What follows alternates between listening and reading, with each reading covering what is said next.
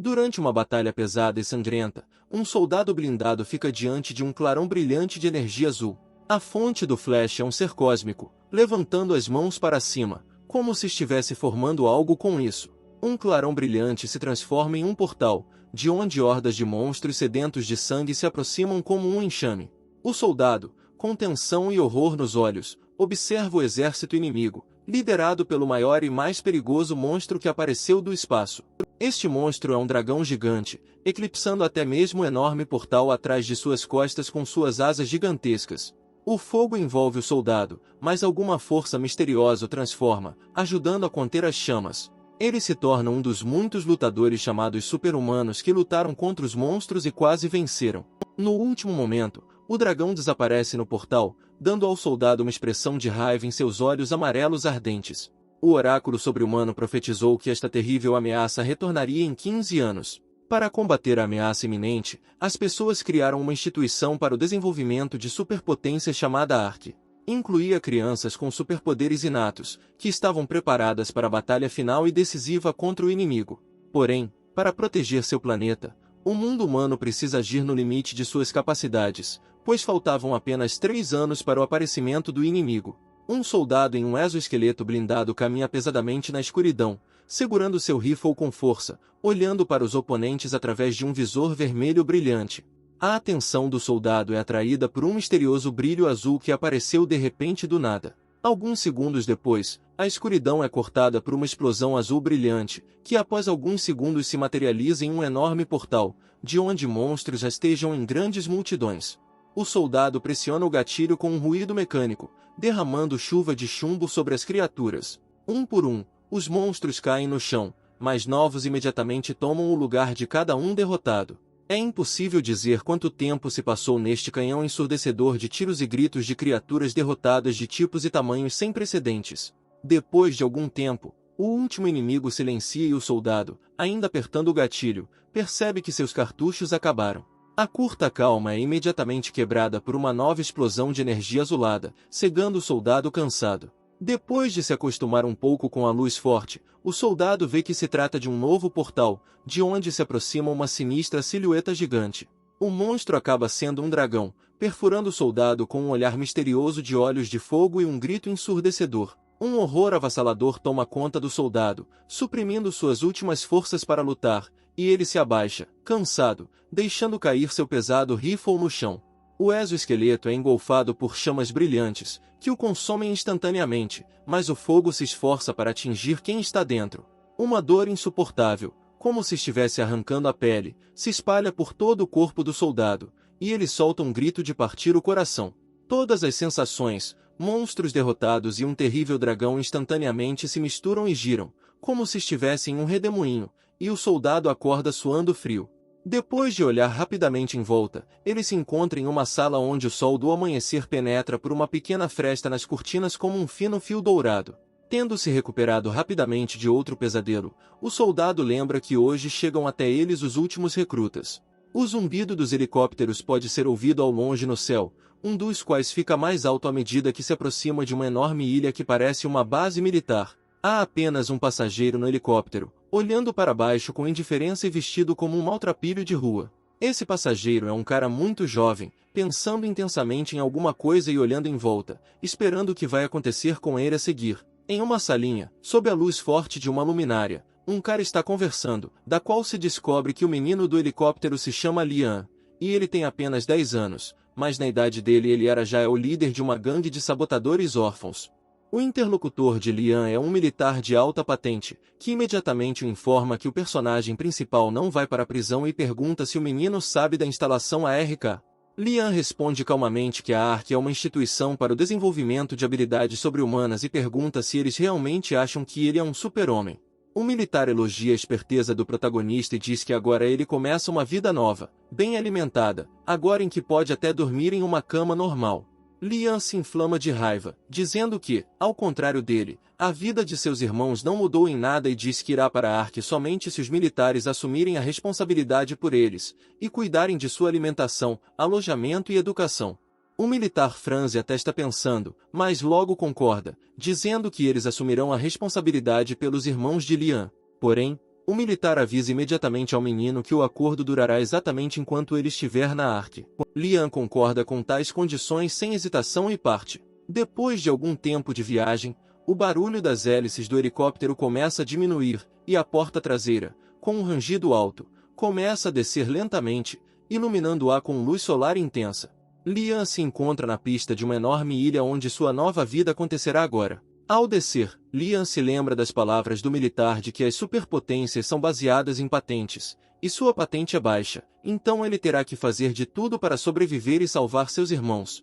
No caminho do menino há um enorme prédio sem janelas com um enorme logotipo da ARK no topo. Lian olha para frente com confiança, preparando-se para qualquer desafio pelo bem de seus irmãos, quando de repente sua atenção é atraída pelo choro de uma criança. Virando-se, Lian percebe uma multidão de crianças assistindo animadamente à luta e decide se aproximar dela. Acontece que a multidão cercou duas crianças, uma das quais estava deitada no chão tentando se recuperar do golpe, sem conter as lágrimas, enquanto a segunda zombava de seu desamparo. O agressor é um garoto ricamente vestido, de olhos verdes e cabelos loiros, que diz que por causa de fracos como seu oponente, os recrutas são vistos como zeros sem varinha. A multidão confronta o louro, perguntando quem ele é e por que é melhor que os outros, já que ele se permite tais travessuras. O garoto loiro se vira, lançando à multidão um olhar ameaçador, e um de seus olhos brilha em um azul brilhante. As mãos e os olhos do menino brilham com fogo azul, e ele diz à multidão que suas habilidades inatas são inatingíveis para pessoas como eles. O menino, com um sorriso maligno, influencia a pedra com uma força desconhecida, o que a faz também acender e voar um pouco acima da palma da mão.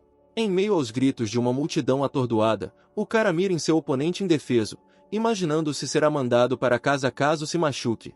Gritando para que seu oponente vá para casa, o menino louro manda uma pedra para uma criança sentada no chão com a força de seus pensamentos. No último momento, Lian consegue pegar a pedra voando em grande velocidade com a mão.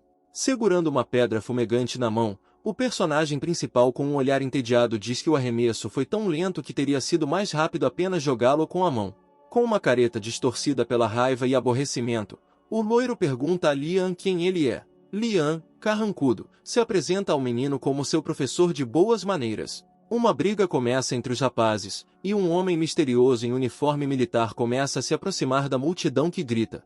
Um grito alto de abuso faz a multidão ficar em silêncio, e os lutadores Lian e o loiro congelam e se voltam para a fonte do grito. Ele acaba sendo o mesmo soldado que sofre de pesadelos, que, elevando-se sobre as crianças, se aproxima dos instigadores da luta, perfurando-os com um olhar gelado. Franzindo a testa, o soldado ordena que Lian e o menino loiro fiquem parados. O soldado pergunta em tom férreo os nomes dos instigadores da luta, olhando para cada um deles com expressão severa. Como se instintivamente juntasse as pernas e colocasse as mãos ao lado do corpo, o loiro chamou seu nome de forma clara, Del Simon, enquanto Lian se apresentava de maneira habitual, dizendo seu nome com mais calma. O soldado pergunta a Del Simon se seu superpoder se manifestou, visto que ele estava em treinamento, ao que Del Simon respondeu que até o momento só possui as habilidades de telecinesia. O soldado interrompe as tímidas tentativas de Del Simon de se explicar com um forte golpe no estômago, fazendo com que o menino caia no chão, mal respirando. O soldado repreende Del Simon, dizendo que torcer o nariz quando apenas uma superpotência acordou é um atrevimento imperdoável. Depois disso, o soldado volta seu olhar para Lian, dizendo-lhe que aprova seu desejo de ajudar os mais fracos. Porém, logo em seguida, Lian, por suas habilidades serem ainda inferiores às de Simon Del, também recebe um forte golpe, derrubando no chão como se não pesasse nada. Lian e Simon Del têm dificuldade em recuperar o juízo enquanto o soldado diz aos outros que seu primeiro ano letivo começará em 3 semanas, e aqueles que não demonstrarem nenhum superpoder no início serão expulsos.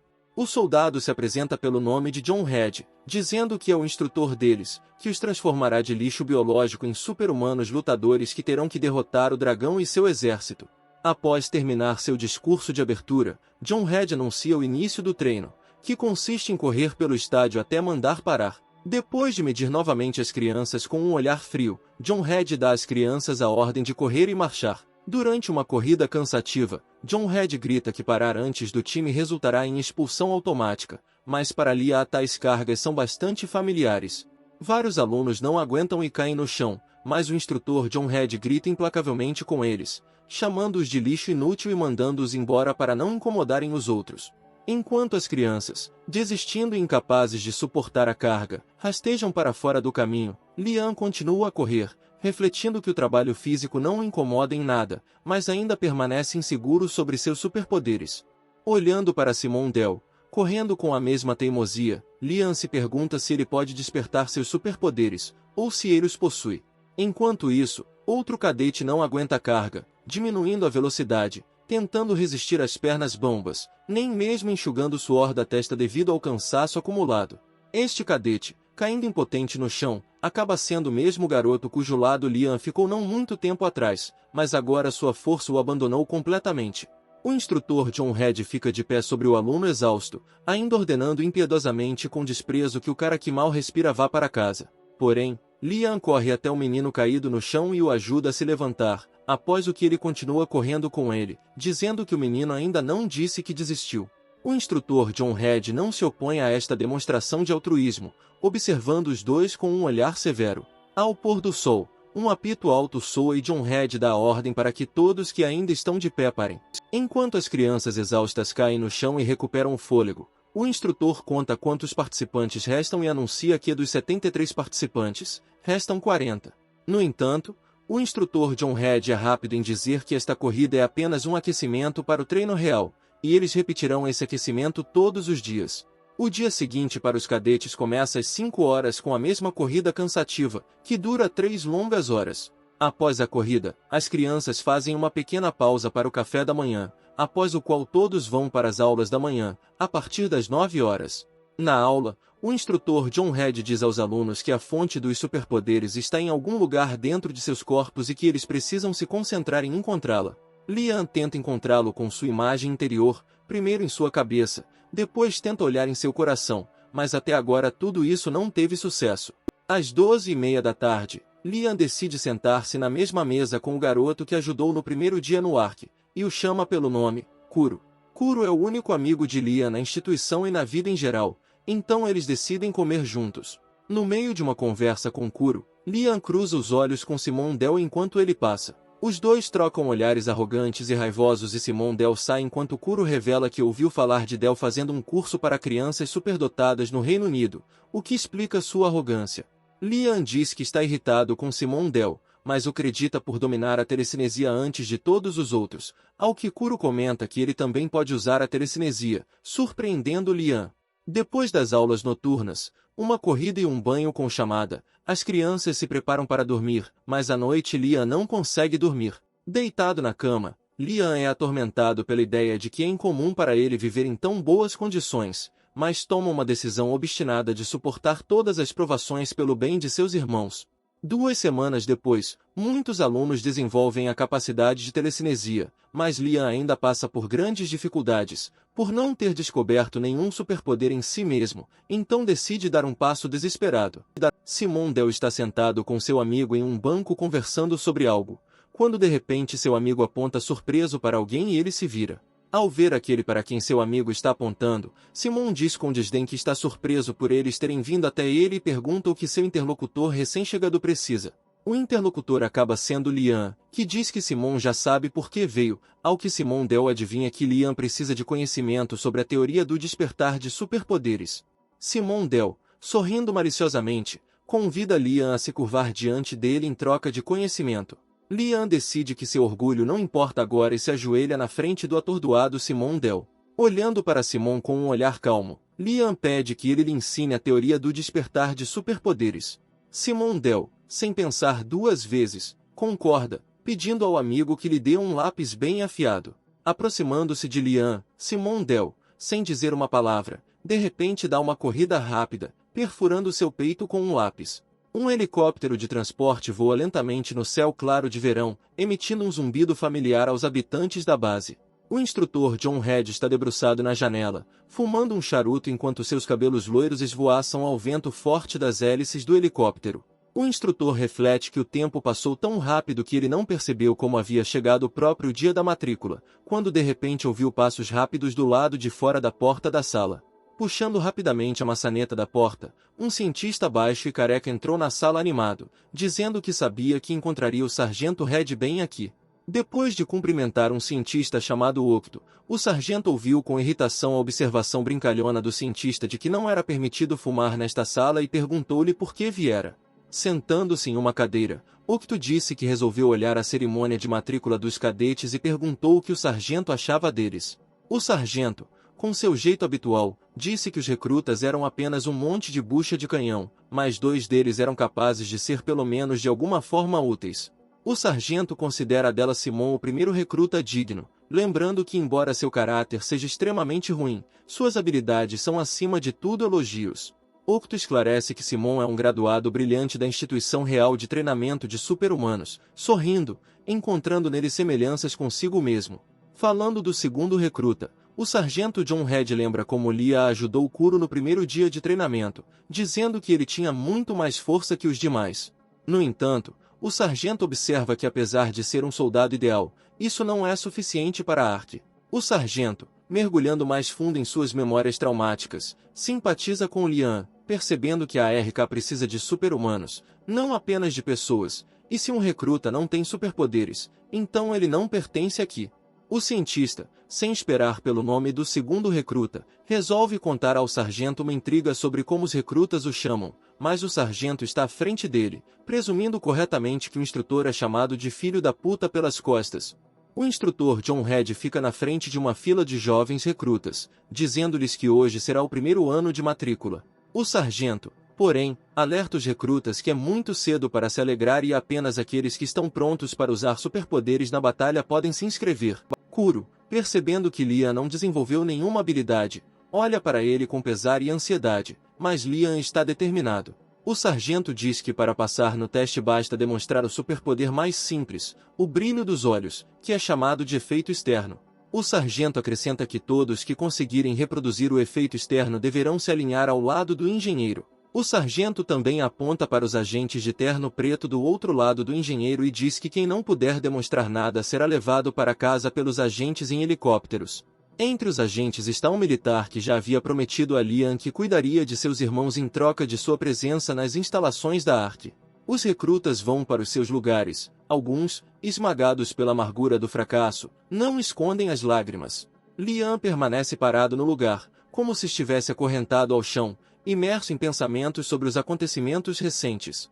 Kuro olha para o personagem principal com desespero nos olhos, não querendo se separar, pronunciando seu nome silenciosamente. Lian mantém a mão no coração enquanto se concentra na experiência recente que Simon Del lhe proporcionou. Depois que Simon perfurou Lian com um lápis na região do coração, a primeira emoção do protagonista foi perplexidade e raiva misturadas com uma dor terrível no peito. Lian, respirando pesadamente, disse a Simon que preferia matá-lo do que lhe ensinar algo, ao que Simon apenas balançou a cabeça. Del respondeu que o ferimento era superficial e Lian precisava se concentrar nessa dor porque era o aspecto mais importante para despertar o poder.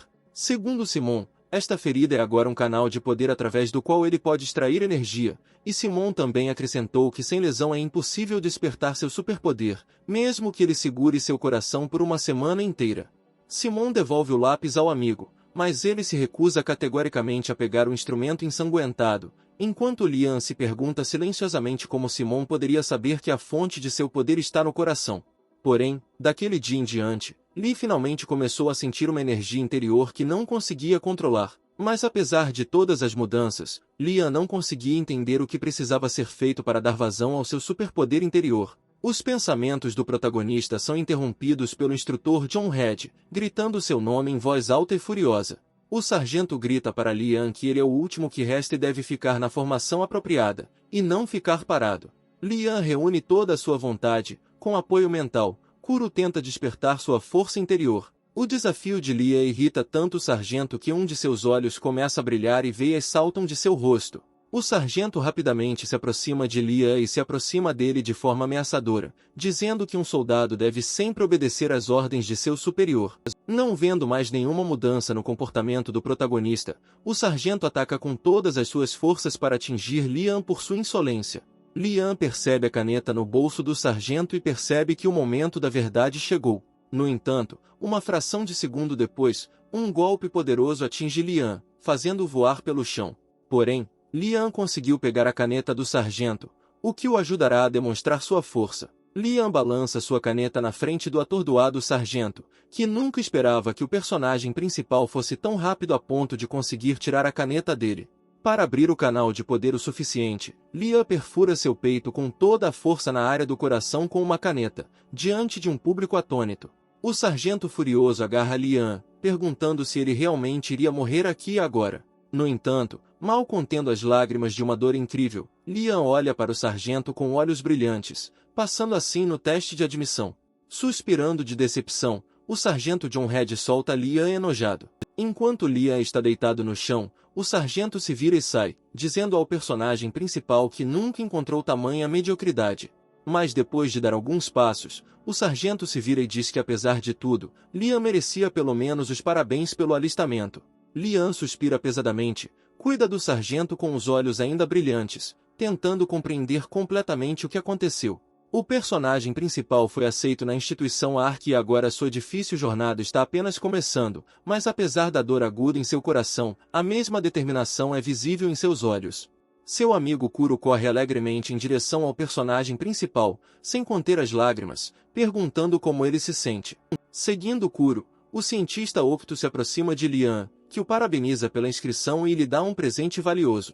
Este presente acabou sendo um relógio sofisticado que à primeira vista parece um relógio comum. No entanto, verifica-se imediatamente que não se trata apenas de um relógio, mas do mais recente dispositivo desenvolvido pela Octo, que serve como identificação pessoal do recruta. As tentativas de explicar como usar o aparelho são interrompidas pelo sargento Red gritando que a empresa precisa se reunir para ser dividida em turmas distintas. O sargento explica que o sistema de classificação do ARC é ABCD, e a classificação em que os recrutas são colocados é determinada pelo seu desempenho ao longo de 3 semanas. O sargento observa que estar em um determinado esquadrão não é permanente. Por mérito e trabalho árduo em suas habilidades, você pode aumentar sua classificação, passando assim para outro esquadrão.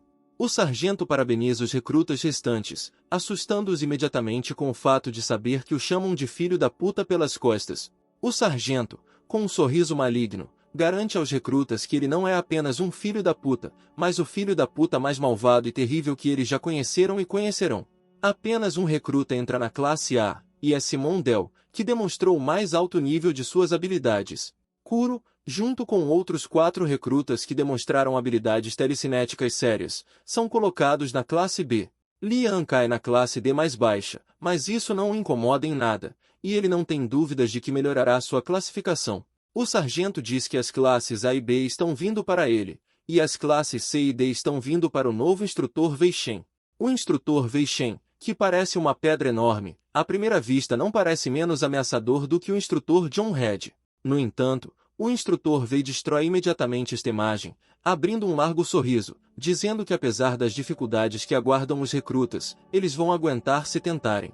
Ao comando de marcha, os 2 grupos começam a se dispersar em direções diferentes. Simon Dell e Liam se olham e se separam, cada um perdido em seus próprios pensamentos. Liam permanece calmo, não demonstrando que está com muitas dores no momento, e diz a Kuro para não ficar triste, pois muito em breve eles estarão na mesma turma.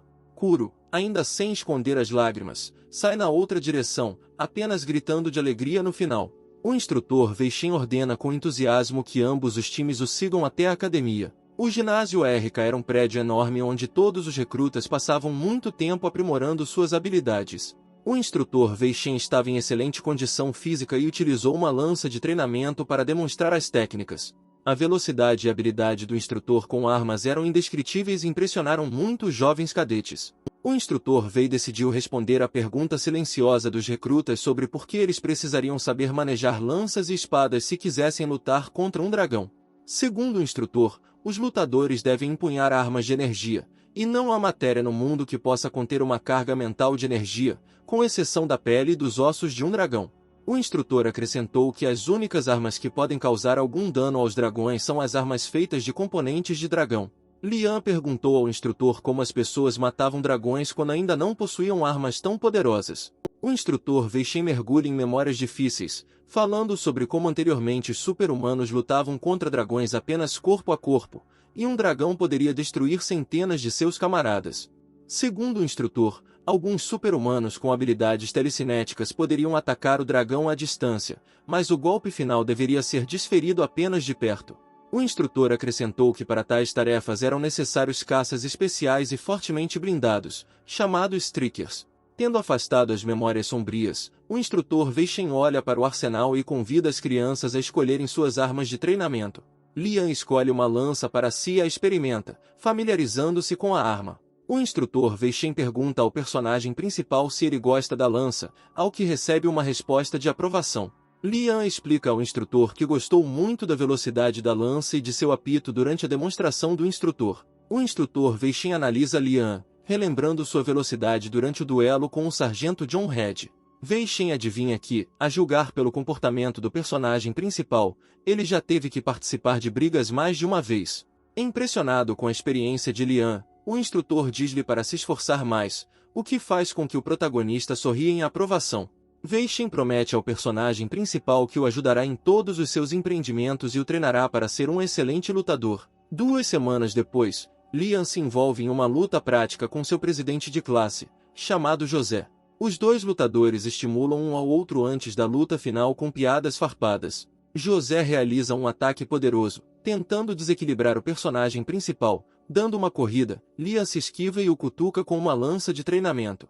Lian imediatamente contra-ataca, batendo a haste de sua lança na lança de José, atacando-o com todas as suas forças.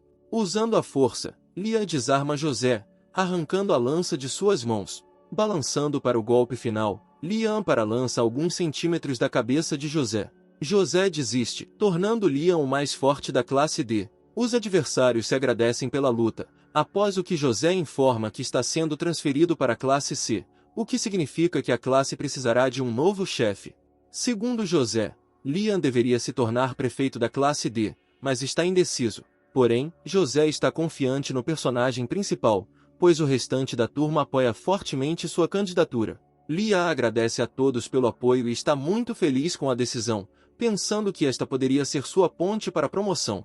Para se tornar presidente de classe, Lian pede permissão ao sargento John Red à noite. O instrutor, enfurecido com a notícia, perfura Lian com um olhar maligno e brilhante. Lian, sentindo a pressão e o desprezo do sargento, continua parado na frente dele esperando seu veredicto, mas ainda assim o recusa. Pela manhã, na sala de treinamento, os alunos do último ano discutem a notícia, descobrindo que o sargento John Red, antes odiado por eles, está organizando um duelo com alguém. Porém, ao saber que o sargento desafiou um aluno da primeira série para uma briga, todos saem às pressas da sala de treinamento para assistir ao acontecimento. Cercado por uma multidão, Lian permanece confiante, segurando uma vara afiada na mão. Um sargento fica na frente dele, acendendo seu charuto com sua super força e acendendo. Enquanto dá uma tragada, o sargento ouve estudantes se inclinando para fora das janelas do prédio estudantil e gritando que Lian deveria dar uma boa surra no sargento, após o que ele sorri e o chama de escória. Lian está em posição de combate, tentando se concentrar no que o levou a esta situação. Algum tempo antes, o sargento John Red trouxe Lian para o dormitório de seu esquadrão, perguntando aos outros se eles realmente queriam eleger um homem que não conseguia nem usar a telecinésia como monitor. O sargento exige uma explicação do pelotão, mas ninguém pode lhe dizer nada, e todo o pelotão fica simplesmente em silêncio. John Red pergunta por que ele deveria nomear repentinamente Lian como chefe e por que o resto do esquadrão confia nele, mas ninguém responde novamente. O sargento decide fazer do seu jeito e pega um esfregão de madeira, quebrando na ponta, fazendo dele uma lança de madeira improvisada. O sargento atira um pedaço de pau afiado em Lian, dizendo que foi informado sobre as excelentes habilidades do protagonista na luta com lança. John Red estabelece a condição de que Lian deve lutar contra ele com esta lança se ele quiser ser chefe. Diante da objeção de Lian de que a lança é muito afiada, o sargento pergunta arrogantemente se o protagonista está realmente confiante de que pode lhe causar algum dano, ao que recebe uma resposta negativa e incerta. Algum tempo depois, já no estádio, o sargento tira a camisa, preparando-se para a batalha. Lian pergunta ao sargento se ele usará alguma arma na luta contra ele. O sargento responde que para brigar com a criança não precisará de armas. O sargento anuncia as regras da luta, segundo as quais Lian vencerá se alguma parte do corpo do sargento tocar o solo. Isso será considerado uma vitória de Lian, e a condição para a vitória do sargento será a de Lian. Rendição voluntária. Lian se prepara para atacar girando sua lança e estudando seu oponente com os olhos. Enquanto isso, Simondel se junta ao público cada vez maior, observando com espanto. Encontrando o momento, Lian corre para o ataque, desferindo uma saraivada de golpes rápidos no sargento. Porém, o sargento bloqueia e desvia facilmente de cada golpe, esperando o momento certo para contra-atacar. Porém, depois de hesitar por um segundo, o sargento perde Lian de vista e o percebe já no momento de seu ataque de salto, que está prestes a ultrapassá-lo. Porém, o sargento reage na velocidade da luz, movendo a lança para o lado com a mão, preparando-se para um poderoso golpe de defesa. Absolutamente sem conter sua força, o sargento deu uma joelhada no estômago de Lian, fazendo-o cair no chão. Enquanto Lian recupera o juízo, o sargento tenta nocauteá-lo, levantando a perna para um golpe final. Mal tendo tempo, Lian desvia de um chute forte, rolando para o lado. Não acreditando no que aconteceu, Lian olha para o sargento em estado de choque. O sargento diz que não entende o olhar de Lian, pois ele é o que menos tem que enfrentar. O sargento acrescenta que o dragão e seu exército são implacáveis e tentarão matá-lo sem saber quem ele é. Lian se levanta e interrompe o discurso do sargento com uma pergunta incisiva sobre se ele lutará ou continuará a falar. O sargento enfurecido corre novamente para o ataque, desta vez com a intenção de agarrar o menino insolente. Após uma captura bem-sucedida, o sargento o joga no ar como uma pena. Lian cai mal de costas, atingindo o chão com força, mas apesar do aparente sucesso do sargento, as coisas não correram tão bem para ele. John Red percebe um ferimento recente em sua bochecha, de onde o sangue começa a escorrer, e se pergunta quando o personagem principal conseguiu infligir esse golpe nele. Em meio a gritos da multidão, Li Kang se levanta novamente e faz uma investida de ataque em direção ao sargento. O sargento decide novamente observar mais de perto os movimentos de Lian para escolher o momento certo. No entanto, ele novamente perde Lian de vista, permitindo-lhe ficar atrás dele, e se prepara para outro ataque. Tendo apreciado as habilidades de Lian em dominar a força centrífuga do corpo, o sargento admite para si mesmo que agora também gosta desse menino. Aproveitando a breve pausa do sargento, Lian salta, pretendendo desferir o golpe decisivo, mas é justamente ideia do sargento. O golpe cai direto no peito do sargento, cortando a camiseta e com ela a pele de John Red. O sargento fica na frente de Lian, que hesitou com o ocorrido, puxando a ponta da lança presa no ferimento, olhando com raiva para o personagem principal. John Red agarra Lian pela garganta, ameaçando matar o menino se ele não se render. Para convencer Lian a admitir a derrota, o sargento aquece a mão, queimando a garganta do protagonista, mas não basta. Enfurecido, o sargento ordena que o exausto Lian se renda, ou ele o matará aqui e agora. Pendurado à beira da morte, o personagem principal pronuncia as palavras de que não desistirá, mesmo que seja morto. Em resposta aos gritos de Lian e ao barulho da multidão, o instrutor Wei Shen vem correndo, empurrando todos para o lado, indo até Lian. O instrutor Wei grita com o sargento John Red, repreendendo-o por ter ido matar o menino. O sargento joga Lian no chão, dizendo que não desistiu, mas também não conseguiu derrubar o sargento no chão. O instrutor Wei Shen pega o inconsciente Lian, perguntando como terminou a luta. Sem esperar resposta, ele olha para o rosto do sargento, falando sobre como os métodos Ark o fartaram. O sargento John Red pega a camisa e silencia todos os espectadores com um grito alto. O sargento anuncia o resultado da luta, dizendo que como Lian não desistiu, ele lhe contará uma vitória. Ao vestir o paletó, o sargento se volta para o sombrio instrutor Wei Shen, dizendo-lhe para parar de mimar Lian, pois ele provou que é capaz de superar as dificuldades. Ao sair, o sargento acrescenta que Lian será transferido imediatamente para a classe B após sua recuperação. Depois de algum tempo, Lian é transferido para a enfermaria do Hospital ARK, que é um prédio branco de 3 andares com o ambiente mais calmo possível para uma base militar. O sargento caminha pelo corredor do hospital, conversando com uma médica, que fica surpresa ao saber que Lian está sendo transferido para um nível tão alto de uma só vez. O sargento responde que considera Lian bastante capaz de treinar até na classe A, mas o único obstáculo para isso é o escasso potencial energético do protagonista, ao qual o médico observa que este é um indicador prioritário ao qual a direção está atenta. Em resposta a isso, o sargento declara que a liderança não entende nada, porque quando chega a hora da batalha, o que é preciso não é algum tipo de magia, mas vontade de aço e coragem, graças às quais o soldado não só não dará a empunhar sua arma, mas lutará ferozmente. Segundo o sargento, Liam tem potencial para se tornar o melhor atacante que já produziram. Por isso não pode perder esse talento simplesmente porque seu potencial energético está se desenvolvendo lentamente. A médica se surpreende com o discurso elogioso do sargento e diz que achava que Liam o irritava. O sargento se opõe, dizendo que, pelo contrário, gosta de Liam, ao que o médico, meio brincando, chama o sargento de sádico. Após uma semana inteira de licença médica, Liam finalmente recebe sua primeira visita. Acontece que era o instrutor Wei Shen, por quem uma médica já estava esperando, perguntando se ele iria entrar ou não. O instrutor Wei Shen hesita ao parar na porta e mostra ao médico a cesta de frutas que trouxe para Liam. O médico convida novamente o instrutor Wei para entrar na sala, mas ele decide impedi-la. O instrutor e médico espiona Liam pela parte de vidro da porta e Wei Shen chama a atenção do médico para o comportamento do protagonista, sugerindo não interferir com ele por enquanto. Liam, quase totalmente recuperado dos ferimentos, está praticando suas habilidades energéticas treinando em uma pequena bola. Concentrando sua energia interna, Liam ilumina seus olhos com fogo azul e tenta influenciar a bola com telecinesia. O instrutor Wei Shen e o médico acompanham de perto o treinamento de Liam, aguardando ansiosamente o resultado. Depois de algum tempo, Liam consegue, e a bolinha voa no ar e começa a levitar na frente do menino. O médico e o instrutor Wei estão radiantes com o sucesso de Liam, porém, recompondo-se rapidamente, notam constrangidos que o menino tem excelente concentração, após o que o instrutor finalmente decide entrar na sala. Entrando na sala, o instrutor cumprimenta Liam e pergunta como ele está se sentindo. Liam responde ao instrutor, dizendo que está melhorando graças à sua ajuda e agradece pela comida que trouxe. Liam conta detalhes de que decidiu melhorar sua telecinesia enquanto estava de licença médica, para não perder tempo. O instrutor Wei elogia o protagonista, dizendo que habilidades com armas não são tudo para um super-homem. Segundo o instrutor, a luta com os dragões será principalmente no ar, e se sua arma cair repentinamente, ele deverá ser capaz de devolvê-la à mão por meio da telecinesia.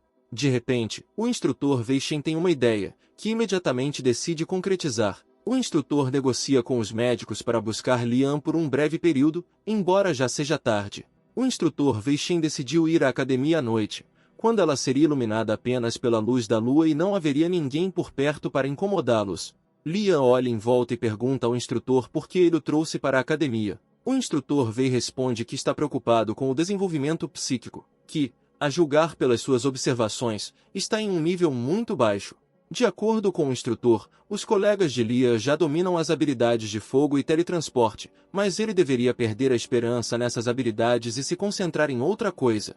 Em resposta à questão de como lutar então, o instrutor oferece uma resposta simples, surpreendendo Liam. A solução do instrutor é concentrar todos os esforços em apenas um poder específico, a telecinesia, que, com o desenvolvimento adequado, pode se tornar incrivelmente poderosa.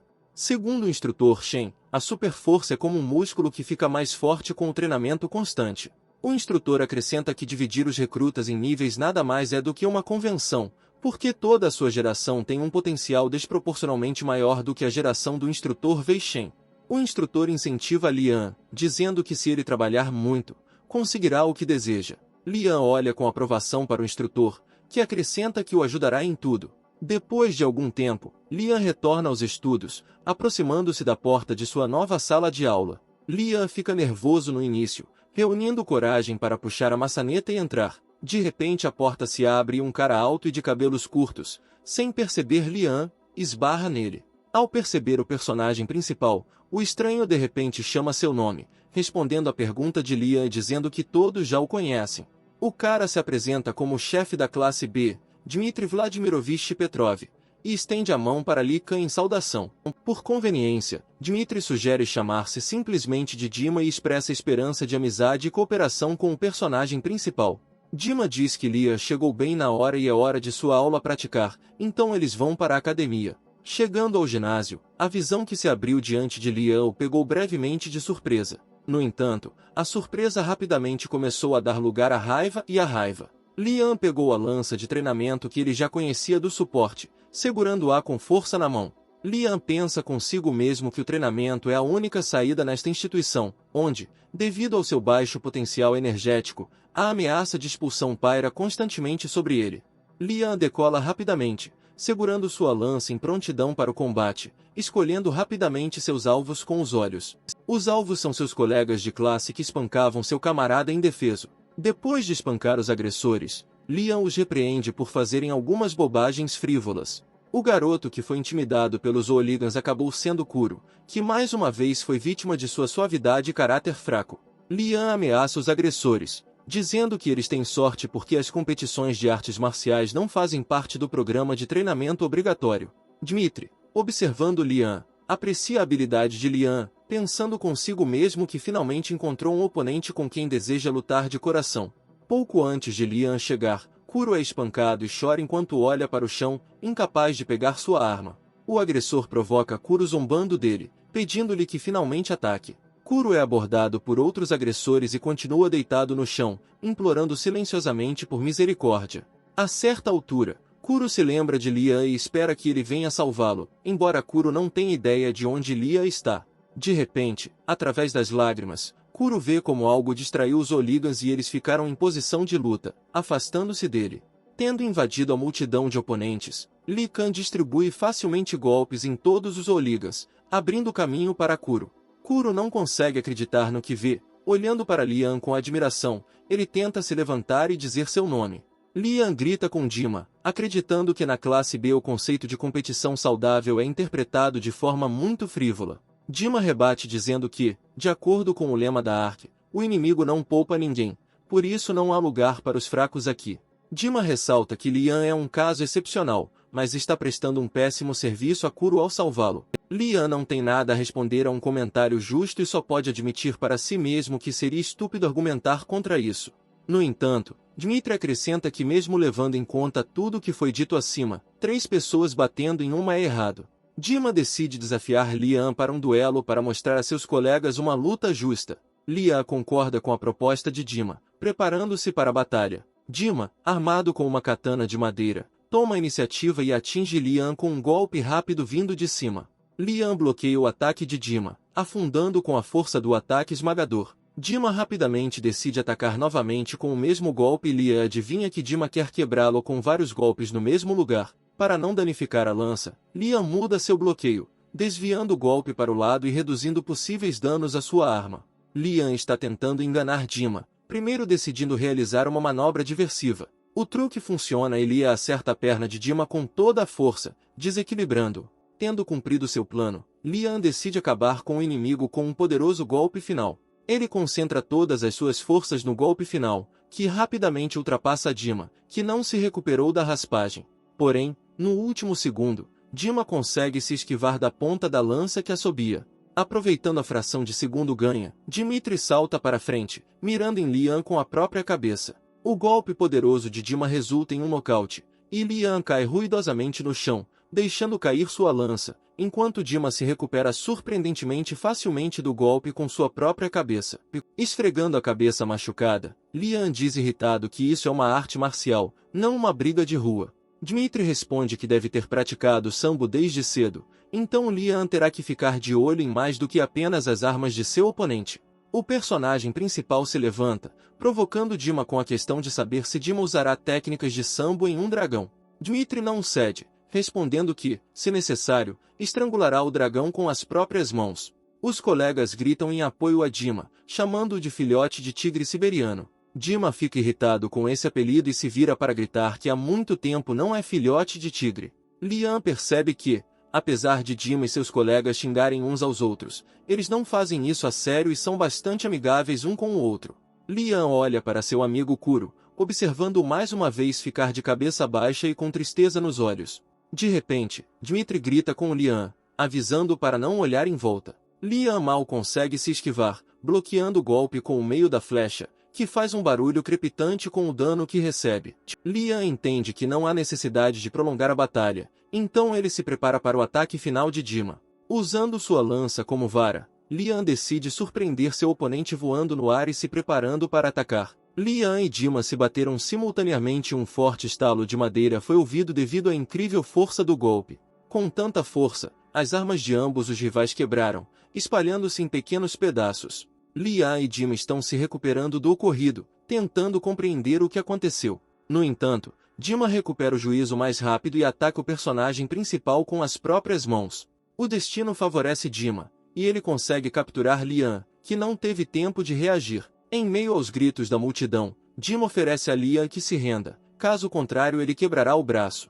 Lian incentiva Dmitri a tentar e se recusa a desistir. Ouve-se um forte barulho de ossos, o que faz a multidão ficar em silêncio e congelar de horror. Lian coloca a cabeça no chão e cerra os dentes, contendo a dor do braço quebrado. Dmitri, que claramente não esperava que isso acontecesse, fica confuso e observa Lian. Tentando de alguma forma sair da situação, Dmitri diz a Lian que ele deveria ter desistido, afinal. Ao sair, ele se vira e elogia o personagem principal por não chorar mesmo com o braço quebrado. Enquanto Dima dá ordem aos outros para levarem Lian ao posto de primeiros socorros, ele se levanta silenciosamente e bate na nuca de Dima. Depois de desabafar, Lian sugere que os oponentes anteriores de Dima não fizeram nada além de chorar por causa de tais coisas.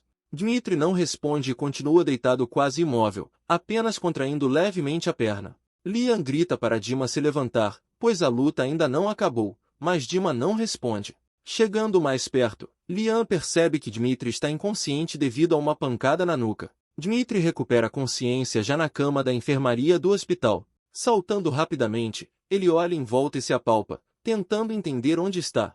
Virando-se, ele percebe Lian na cama ao lado com o braço engessado, assistindo a uma mensagem de vídeo em sua pulseira. Lian recebeu uma confirmação fotográfica de que seus irmãos estavam sendo cuidados e seguros. Lian abre um sorriso sincero, observando como seus irmãos são bonitos, notando que suas boas vidas até tornaram seus rostos mais redondos.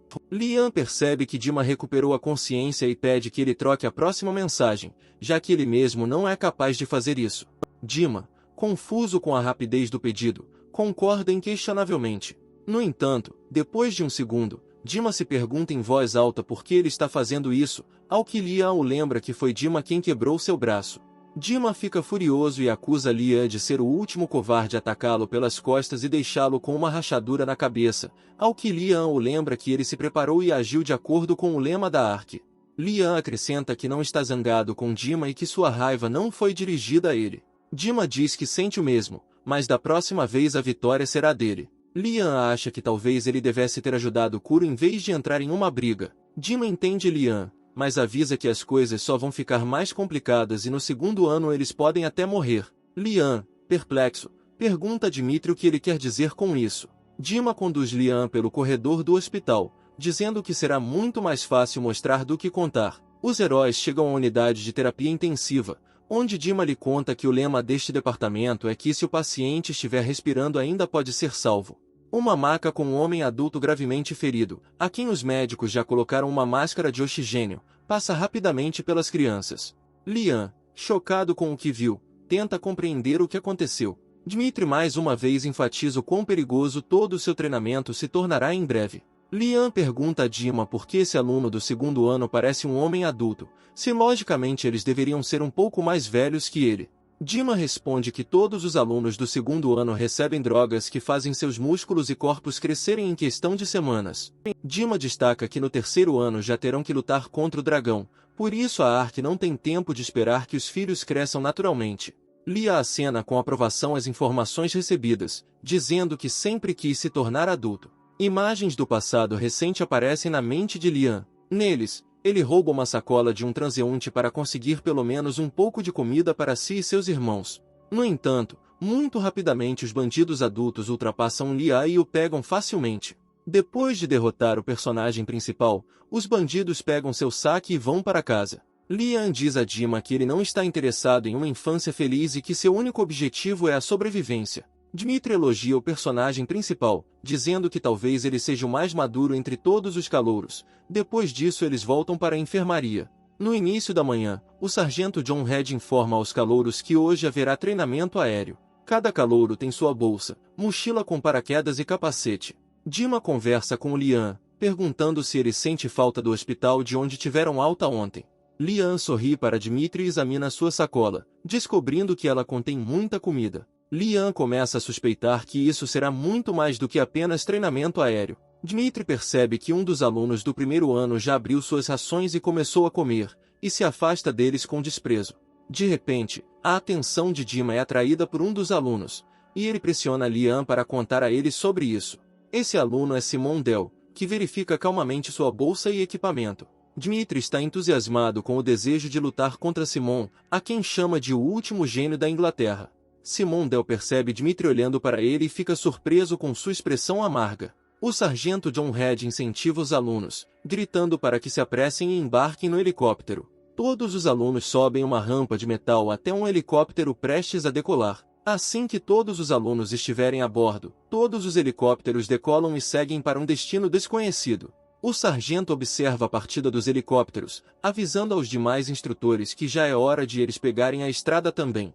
Dando uma última olhada para o céu, o sargento fica feliz por esta ser a última vez que eles tomam conta desses calouros. Enquanto está sentado no helicóptero, Kuro lembra como Liam o ajudou em momentos difíceis. Todas as vezes que Lee vem em seu auxílio passam pela sua mente. Kuro admite para si mesmo que percebeu imediatamente que Liam não era como os outros, e mais tarde suas habilidades apenas confirmaram isso. De repente, as memórias desaparecem e Kuro fica preso em uma árvore. Kuro não consegue descer porque os cabos do paraquedas ficam presos nos galhos, deixando-o completamente indefeso. Uma hora antes, os helicópteros da ARC quase haviam chegado ao seu destino e os estudantes já haviam começado a definhar de ansiedade. Com a ajuda de pulseiras, os alunos são informados que o destino dos helicópteros é uma ilha desabitada onde precisam sobreviver por algum tempo. O instrutor John Head diz aos alunos que as provisões em suas mochilas devem durar cerca de alguns dias, após os quais eles terão que buscar sua própria comida. Os estudantes estão preocupados com relatos de que terão que passar 2 dias em uma ilha deserta. Dima, ao contrário, não desanima e compara esta aventura a um acampamento infantil. O instrutor John Head finalmente diz aos alunos que os instrutores só voltarão para buscá-los em uma semana.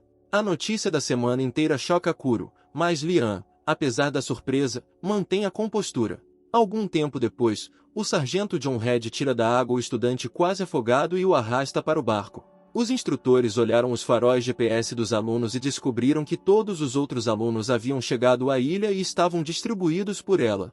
O sargento pergunta ao colega se os alunos estavam distribuídos uniformemente, ao que ele responde que no início foi assim, depois disso os 7 se uniram em um grupo. O sargento diz que esses pirralhos não são tão inofensivos e já agem como adultos. Rapidamente, tudo se resume ao fato de os alunos começarem a decidir tudo à força. Uma gangue de estudantes rouba a bolsa da vítima, agradecendo-lhe zombeteiramente pelo presente.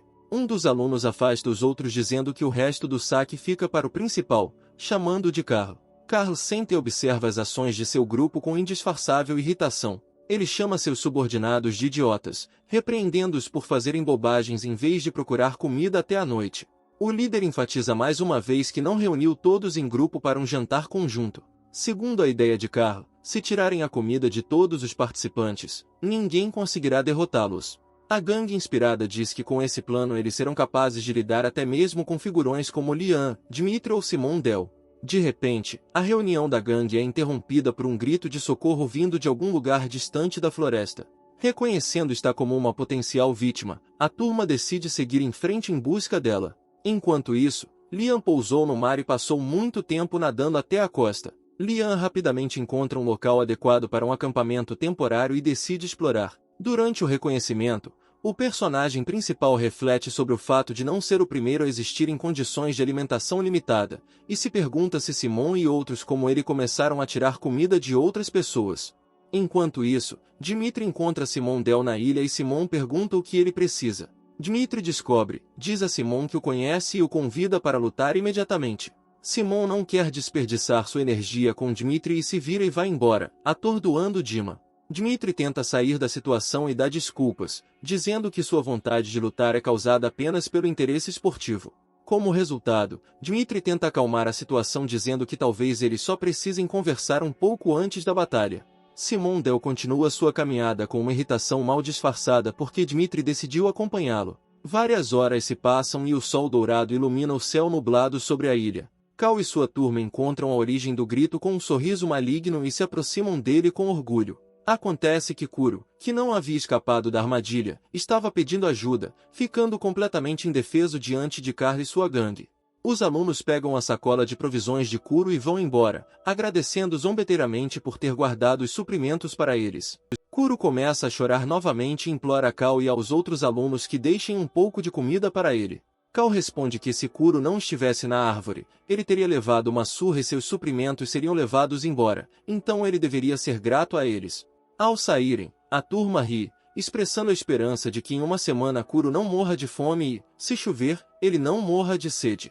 Kuro, em meio às lágrimas, silenciosamente o chama de canalhas e continua ali pendurado, esperando por um milagre. À noite, Kuro começa a chorar amargamente, lembrando-se de todos que zombaram dele por seu caráter. A primeira lembrança de Kuro é de Simondel gritando para ele parar de choramingar e agir normalmente. Então ele se lembra de Dmitri dizendo que os meninos não deveriam chorar por causa de tal bobagem. O fardo do bullying impressiona Kuro e ele fica histérico, soluçando alto por toda a floresta. Kuro soluça por várias horas até ficar completamente exausto. Quando Kuro está quase adormecendo, ele vê o fantasma azul de Lian emergindo do matagal. O fantasma se aproxima de Kuro e desaparece, e o menino, completamente exausto, adormece. Alguns segundos depois, os matagais começam a se mover e Lian emerge deles, olhando ao redor. Alguns segundos depois, Lian percebe Kuro pendurado em uma árvore. No início da manhã, Lian senta-se em uma cabana improvisada e afia uma arma de madeira. Kuro, ao acordar, sai da cabana e não acredita no que vê. Lian se senta na frente dele, sorrindo, perguntando se ele está acordado e como está se sentindo. Lian diz a Kuro que não encontrou sua bolsa, então ele compartilha suas rações. Kuro pensa consigo mesmo que esta ração mal é suficiente para uma pessoa e é muito difícil para ele se sentir um fardo novamente, mas o ronco alto de seu estômago cobra seu preço. Com lágrimas nos olhos e se amaldiçoando, Kuro coloca a comida na boca, agradecendo a Lian. Enquanto isso, drones de vigilância sobrevoam o esconderijo de Lian e Kuro. Câmeras de vigilância circulam pela ilha, coletando informações sobre as ações dos participantes. O sargento John Red observa atentamente toda a provação, estudando cada aluno e pensando em algo. O cientista Octo entra na sala de observação, informando novamente ao sargento que não é permitido fumar neste local, ao qual recebe apenas um sinal rude. O cientista se pergunta se o sargento John Red se interessou por alguém e mostra-lhe um aluno curioso. John Red gostou de um estudante chamado Knud Meyer, que construiu uma jangada, e decidiu simplesmente navegar de volta para o ARK, sobrevivendo no oceano e não na ilha. Enquanto isso, Lian e Kuro foram investigar e encontraram uma fonte de água. Depois de filtrar a água através de um filtro, Lian aprova. Depois de se certificar de que a água nesta forma é adequada para beber, Lian aconselha Kuro a fazer xixi com o coração e pegar a estrada.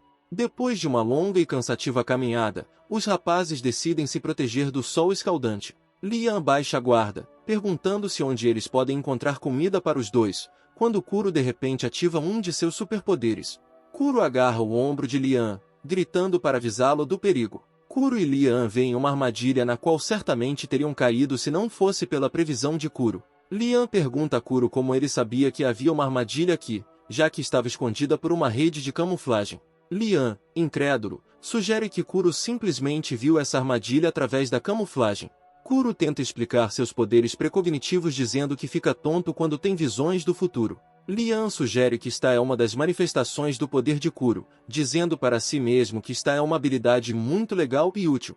Lian especula sobre a razão pela qual os superpoderes de Kuro despertam, sugerindo que eles se manifestam durante um momento de grande excitação.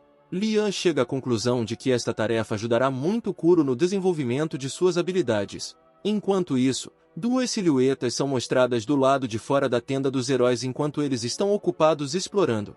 Os convidados indesejados são Carly e sua companhia, que continuam a vasculhar a ilha em busca de novas vítimas. A quadrilha determina que havia várias pessoas na barraca com base na quantidade de rações, suspeitando que eles fizeram o reconhecimento sem encontrar sacos de mantimentos na barraca. Carl sugere que suas vítimas não poderiam ter ido muito longe e provavelmente foram procurar água. Ele decide ir ao mesmo lugar mais tarde para pegar os veranistas de surpresa. Depois de muito tempo, Kuro e Lian retornam ao acampamento, e Kuro mal consegue ficar de pé devido ao cansaço. Quase se aproximando dela, Lian apressa Kuro, dizendo que quanto mais rápido eles andarem, mais rápido chegarão à tenda. De repente, Lian fica alerta quando algo chama sua atenção. Lian pega uma pedrinha e diz a Kuro que alguém esteve aqui durante sua ausência. Segundo Lian, ele deixou esta pedra na entrada da tenda como uma marca e agora ela foi movida. Lian e Kuro também descobrem vestígios que indicam que havia pelo menos 2 pessoas na tenda. Lian entende que esse grupo provavelmente tentará roubá-los, então sugere dobrar a barraca e partir para um novo local. Kuro e Lian passaram o dia inteiro procurando um estacionamento, ainda sem encontrar um local adequado. Lian diz que eles precisam se apressar e encontrar um lugar antes que escureça completamente. Lian pergunta a Kuro se ele vê algo adequado, mas a saúde de Kuro piora devido ao cansaço e seus olhos começam a fechar. Lian tenta fazer perguntas a Kuro, mas ele entra em transe sem responder. De repente, os poderes de Kuro despertam novamente e ele é envolvido por energia vermelha. Em uma visão, Kuro vê uma pantera perseguindo sua presa. No momento seguinte, as imagens diante dos olhos de Kuro mudam e a pantera salta em cima de Lian. Em um piscar de olhos, Kuro recupera o juízo e consegue afastar Lian, gritando para avisá-lo do perigo. Uma fração de segundo depois, uma pantera pousa no local onde Lian estava, emitindo um rugido ameaçador. A pantera olha para Lian, começando a se aproximar dele lentamente, avaliando-o com seus olhos ardentes. Lian rasteja de volta, repassando suas opções mentalmente, mas sua arma está tão longe que ele não consegue alcançá-la. Preparando-se para o próximo salto, a pantera emite um rugido ameaçador, expondo suas presas brancas. Resignando-se ao inevitável, Lian se prepara para a morte e fecha os olhos, cerrando os dentes.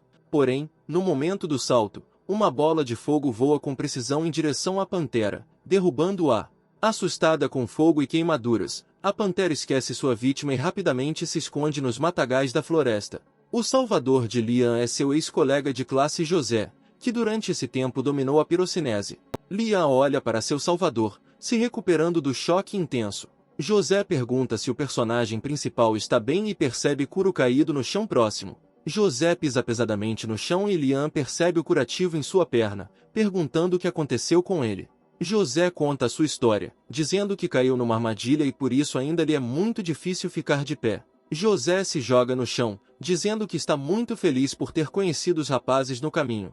Lian se pergunta quem armou todas essas armadilhas e Kuro sugere que foram as mesmas pessoas que fizeram a armadilha que encontraram antes. José diz que não fica nada surpreso que alguém roube os outros, mas acrescenta que não tem nada, então não adianta roubá-lo. Quando questionado para onde foi toda a sua comida, José responde que comeu tudo quando caiu na armadilha, causando espanto entre os companheiros.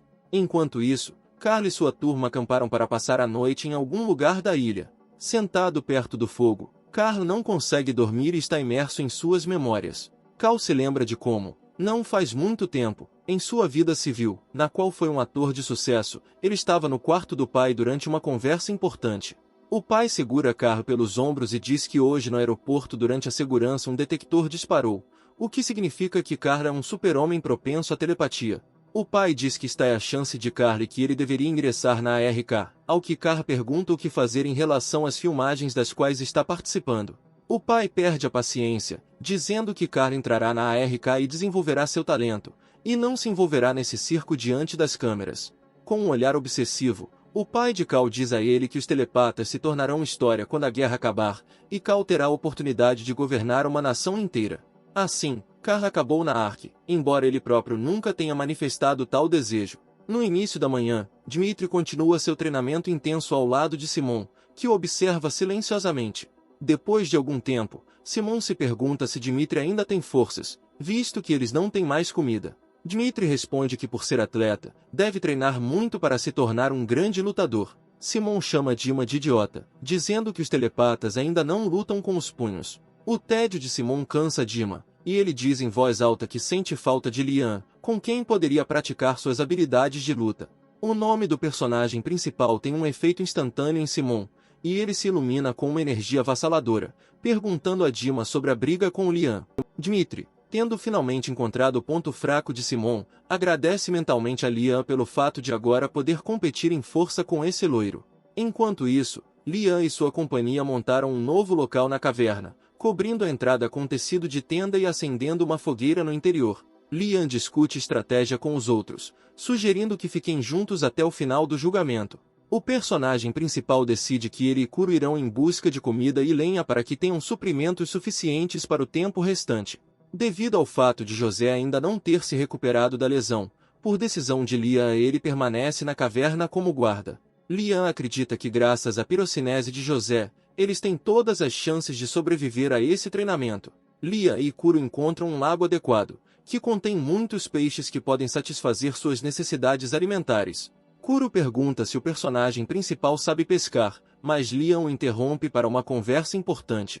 Lian agradece sinceramente a Kuro por sua ajuda, sem a qual eles nunca teriam conseguido sobreviver. À pergunta de Kuro, Lian responde que o salvou ontem e encontrou abrigo para eles. Lian compartilha seus sentimentos, dizendo que achava que deveria cuidar de Kuro. Porém, ao mesmo tempo, percebeu que não poderia fazer isso para sempre, pois no futuro enfrentariam provações cada vez mais difíceis. Porém, na ilha, Lia viu que Kuro era um verdadeiro gênio da telepatia. Segundo Lian, Kuro tem força para proteger a todos, então ele sugere que sempre defendam um ao outro, porque é isso que os verdadeiros amigos fazem.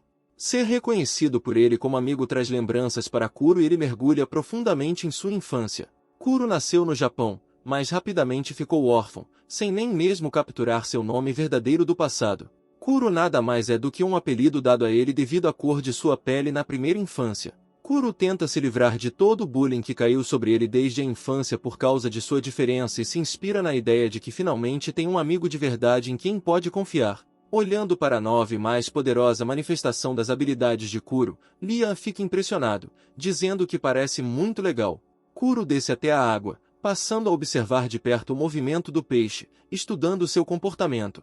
Com o tempo, Kuro entende os movimentos do peixe e lentamente começa a antecipar a sua próxima localização. Kuro espera pacientemente pelo momento certo, observando atentamente os peixes. Lian observa Kuro, pensando que o potencial de suas habilidades é simplesmente incrível, e ele pode ajudá-los a pescar mesmo sem uma vara de pescar. Vendo a oportunidade certa, Kuro não hesita em direcionar seus poderes para os peixes. Kuro agarra o peixe com sucesso e o tira da água para os aplausos de Lian. Depois de algum tempo, os caras pegaram uma quantidade suficiente de peixes e decidiram que era hora de trazê-los de volta. Kuro pescou até 8 peixes, o que é simplesmente um resultado excelente. Os caras estão se aproximando do estacionamento e, protegendo-se do sol forte, olham em volta.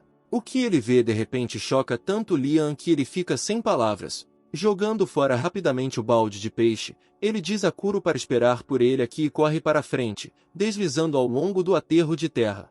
A caverna dos nossos heróis mais uma vez parece que alguém esteve nela, mas desta vez, a julgar pelo tecido rasgado na entrada, definitivamente houve uma briga. Lian corre para a caverna, tentando entender o que aconteceu e como José está. O personagem principal encontra José caído inconsciente na entrada e, a julgar pela sua aparência, muito espancado. Enquanto isso, Dima e Simondel decidem resolver as coisas, e Simon agarra a espada de madeira atirada para ele. Simon fica surpreso que Dima tenha levado 2 espadas para o treinamento de sobrevivência em vez de coisas mais úteis. Dima responde que sempre quis aprender a lutar com 2 espadas, mas depois se pergunta por que Simon ainda aceitou o desafio. Simon responde que como Dmitri lutou com Lian, isso significa que ele é o prefeito da classe B, e também o primeiro candidato à promoção para a classe de Simon, então ele quer ter certeza de que esta decisão está correta. Dima se alegra com a oportunidade de lutar e diz a Simon que até gosta dele. Os caras começam a briga, correndo simultaneamente um em direção ao outro. Dima tenta pegar Simon cometendo um erro e, encontrando que ele acha que é o momento certo, balança a mão para atacar. No entanto, graças à sua boa agilidade, Simon evita facilmente o ataque de Dmitri. Sem pensar 2 vezes, Simon dá um golpe poderoso com sua espada no peito de Dmitri. Porém, Dmitri não desiste tão facilmente e não apenas fica de pé após tal golpe, mas também provoca Simon, dizendo que não está impressionado com o que viu. Aproveitando-se da confusão de Simon, Dmitri executa um poderoso ataque de lua crescente, forçando-o a pular para trás. Sem dar tempo a Simon para se recuperar, Dima avança, segurando sua espada em punho. Dmitri desfere uma saraivada de golpes em Simon, avançando sobre ele sem desistir, tentando encurralar Simon. Aproveitando o momento, Simon novamente se esquiva do golpe poderoso de Dima e consegue uma pequena janela para atacar. Aproveitando a breve pausa, Simondel rapidamente se move atrás de Dmitri e levanta a mão para atacar. Tendo conseguido reagir a tempo, Dima desvia do golpe sibilante no último momento, percebendo que precisa se concentrar mais. Dima se esquiva do próximo golpe poderoso de Simon, caindo de costas. No entanto, usando habilidade tática, Dima rapidamente arranca a espada das mãos de Simon com um golpe preciso. Levantando-se rapidamente, Dima levanta a espada para um poderoso golpe final. No entanto, Simon ainda tem um último as na manga, que ele imediatamente coloca em prática. Usando seus poderes, Simon levanta sua espada de madeira no ar e a derruba nas costas de Dima. Tendo vencido a luta, Simon admite que no combate corpo a corpo a vitória, claro, teria sido de Dima, mas em suas próprias palavras, os telepatas não lutam por meios convencionais. Tirando o chão da testa e levantando o cabelo, Simon se pergunta o quão forte Lian é comparado a Dima. Lian, por sua vez, tenta trazer José de volta à razão, tentando descobrir o que aconteceu. José diz que está bem e vivo, então Lian pode parar de gritar tão alto. Os caras acendem novamente uma fogueira, sentam José contra a parede e perguntam o que aconteceu e quem bateu nele daquele jeito. José admite que isso é obra de Cal e sua turma, que o pegou de surpresa em serviço. José diz a Lian que Carl tem um esquadrão de 7 pessoas e eles devem encontrar um novo acampamento antes de voltarem. Cheio de determinação e sede de vingança, Lian recusa José, dizendo que eles farão as coisas de forma diferente. De acordo com Lian, ele não tolerará ninguém intimidando seus amigos. José olha para Lian com aprovação, apoiando sua ideia. Os caras saem da caverna para encontrar um novo acampamento, permitindo que Cal e sua turma se mudem para sua localização atual. De acordo com o plano de Lian, seria melhor atacar Carl sob o manto da escuridão. Algumas horas depois, Lian e Kuro estão emboscados, observando seus agressores de uma distância segura. Como Lian esperava, a gangue ocupou sua caverna e colocou 2 caras com paus em guarda. Lian diz a Kuro que eles começarão quando ele estiver pronto, com o que ele concorda e organiza seus pensamentos. Kuro lembra que Lian foi o único que acreditou nele e com sua ajuda ele consegue lidar com todos. Kuro concentra sua vontade e levanta telecineticamente várias pedras à sua frente, mirando bem. Depois de esperar um momento, Kuro atira pedras nos agressores, enquanto Lian se prepara para atacar de uma emboscada. As pedras atingiram com precisão os Oligans, incapacitando-os rapidamente. Cal e os outros ouvem os gritos de seus companheiros e decidem sair correndo da caverna. Quem sai correndo fica imediatamente coberto de chuva e pedras, fazendo com que perca a vigilância e a concentração. Aproveitando-se disso, Lian embosca os Oligans com uma lança de madeira. Com uma rápida série de golpes certeiros, Lian nocauteia todos os Oligans e só falta punir Carl. Carl sai da caverna, observando seus camaradas derrotados e Lian parados ao lado deles. Lian se prepara para a batalha, apontando sua lança para Carl. Carl fica surpreso ao ver o personagem principal e não acredita que ele tenha matado 6 sozinho. Ele presume que deve haver outra pessoa aqui e pergunta a Lian com quem ele veio aqui. Lian manda Kuro sair e não interferir, já que ele aguenta a luta sozinho. Lian diz que eles vieram para vingar José e que Cal estava errado se pensava que poderia escapar impune de seus atos. Carl diz que está cansado de tudo isso e desta vez Lian não vai escapar impune. Lian segura a arma com mais força, dizendo a Carl para atacar em vez de balançar a língua. Provocado por Lian, Carl solta um grito de guerra e salta sobre Lian, brandindo sua espada de madeira. Com facilidade, Lian se esquiva do golpe e contra-ataca poderosamente, acertando Carl na bochecha. Irritado com o golpe que recebeu, Carl tenta contra-atacar Lian, mas ele se esquiva novamente. Imediatamente, An acerta Carl com precisão no peito, desequilibrando-o. Carl, mal ficando de pé, tenta recuperar o fôlego, e Lian fica por perto, se perguntando se ele está passando por momentos difíceis depois de apenas alguns golpes. Ele acrescenta que isso é apenas o começo, então é melhor Cal se preparar para o que está por vir. Carl fica furioso com as palavras de Lian e, segurando sua espada com mais força, grita que ele não deveria se exibir. Carl tentou atacar novamente, mas só recebeu mais golpes de Lian. Após uma série de golpes, Lian finaliza com outro soco no rosto, que faz Carl voar. Cal cai ruidosamente no chão, sofrendo danos suficientes para ser incapaz de lutar adequadamente. Não acreditando no que está acontecendo e que Lian é tão forte, Carl tenta rastejar para o lado. Lian diz que José estava morto e pergunta por que tiveram que bater nele com tanta força. Carl fica com raiva de Lian, acreditando que ele o está desprezando, e se perde em suas memórias. Ele lembra como durante sua vida pacífica foi um ator de muito sucesso na Alemanha e com um grande futuro. Ele então se lembra de seu pai, cujas ambições nunca acabam, que o lembra que se ele se tornar um telepata, conquistará seu país. Carl diz a Lian que percorreu um longo caminho em seus estudos e não o deixará atrapalhar. Carl aproveita o momento e joga areia nos olhos de Lian para cegá-lo temporariamente. Depois de baixar a guarda, Carl manda Liam voando com um soco sorrateiro no rosto. Kuro vê o que está acontecendo e corre para ajudar o amigo. Assim que sai do mato, ele vê Carl espancando o indefeso Liam. Conforme Kuro se aproxima, Carl ordena que ele fique parado. Kuro assiste horrorizado enquanto Carl continua a derrotar o personagem principal novamente. Liam cai no chão inconsciente, tendo sido atingido muitas vezes, e Carl volta seu olhar para Kuro. Pegando a espada de madeira, Carl diz que vai lhes dar uma lição e começa a se aproximar de Kuro. Finalmente ganhando o controle de si mesmo, Kuro usa sua energia para pegar uma pedra e jogá-la bem na cara de Carl. Conseguindo milagrosamente interceptar a pedra com a mão, Carl fica furioso com a insolência do menino. Kuro não desiste e tenta pegar mais algumas pedras, dizendo a Carl para não tocar em Liam. Carl consegue diminuir a distância e chegar perigosamente perto de Kuro para impedi-lo de usar seus poderes.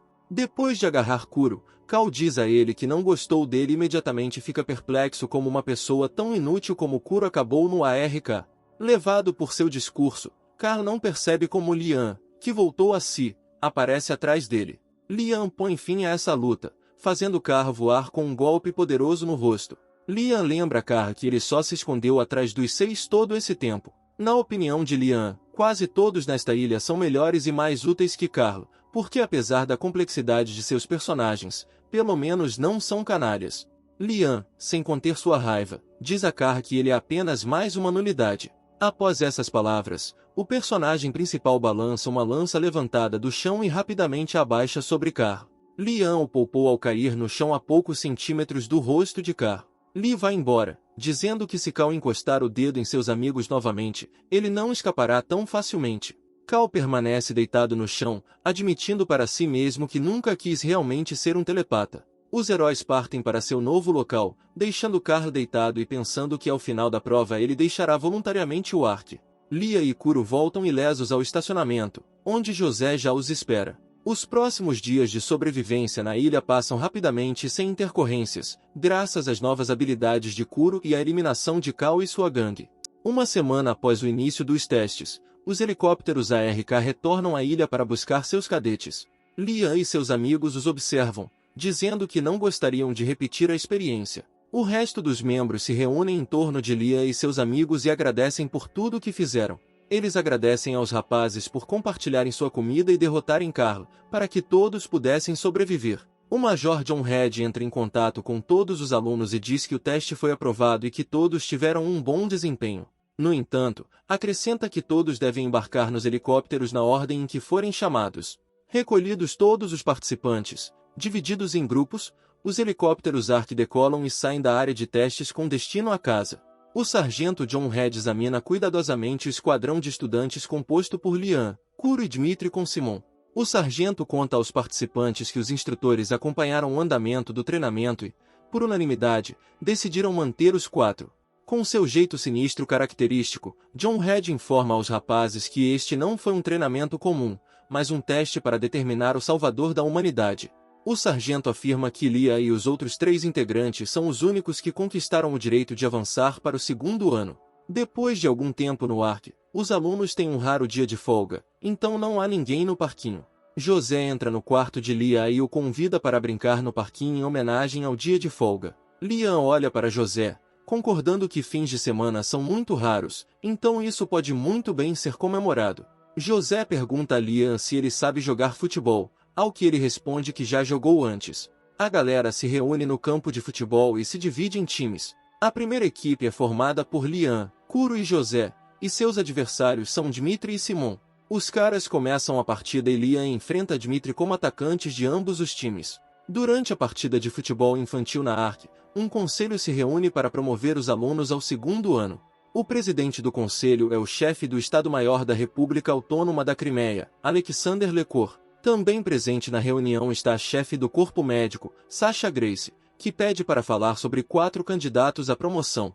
O chefe de gabinete acredita que não há problemas com a transferência de Dmitri e Simon, porque eles demonstraram suas notáveis habilidades telepáticas. Porém, o chefe não tem certeza sobre os restantes, pois o potencial energético de Liam permaneceu em um nível baixo e só graças ao sargento Red ele não permaneceu na classe D. Alexander Lekor se pergunta por que eles tiveram que transferi-lo para o 2º ano. O instrutor Veishen diz que Lian não só tem boas habilidades de combate corpo a corpo, mas também paciência e força de vontade, qualidades necessárias para um lutador. O chefe de gabinete fica surpreso que Veishen elogie tanto o lutador, dizendo que isso é muito raro para ele, enquanto o instrutor John Head entende perfeitamente que esta é uma medida necessária para que Lian seja transferido para o segundo ano. O sargento John Head acrescenta que, além de seu grande potencial em telecinesia, ficou impressionado com a capacidade de Lian de controlar a situação.